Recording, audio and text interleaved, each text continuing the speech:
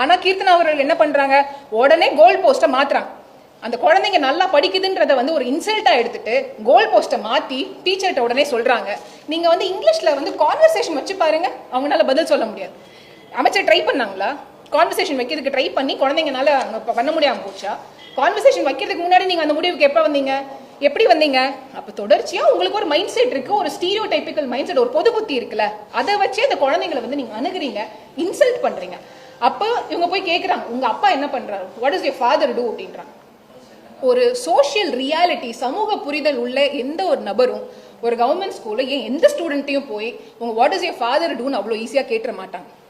அந்த குழந்தை ஒரு சிங்கிள் பேரண்ட் சைல்டு இருந்துச்சுன்னா என்ன பண்ண, அவங்க குழந்தைக்கு அப்பா இல்லைன்னா அந்த குழந்தையோட சைக்காலஜி எப்படி எஃபெக்ட் ஆகும்னு யோசிச்சாங்களா கீர்த்தனா? இல்ல அந்த குழந்தையோட அப்பாவோட தொழில் அந்த குழந்தைக்கு வந்து சொல்றதுக்கு வந்து அந்த குழந்தை கம்ஃபர்டபுளா இருக்குமா அப்படின்றத யோசிச்சாங்களா?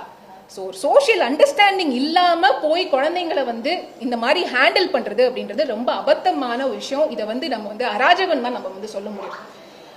இன்னொரு ரொம்ப முக்கியமான விஷயம், அந்த இடத்துல அந்த நோட் பண்ணிருக்கணும், அந்த குழந்தையோட டோனை வந்து நோட் பண்ணணும். அந்த குழந்தை வந்து நார்மலா நின்று நல்ல தைரியமா பேசிட்டு இருக்கு.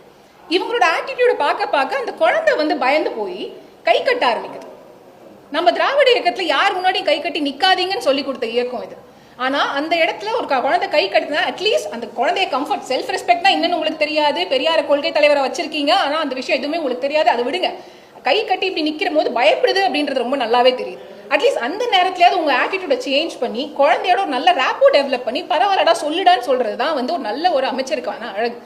ஆனா அந்த இடத்துலயும் திருப்பி உனக்கு தெரியாது உனக்கு தெரியாது உனக்கு தெரியாதுன்னு மட்டும் தட்டா அதுக்கான அர்த்தம் என்னன்னு எனக்கு சத்தியமா புரியல.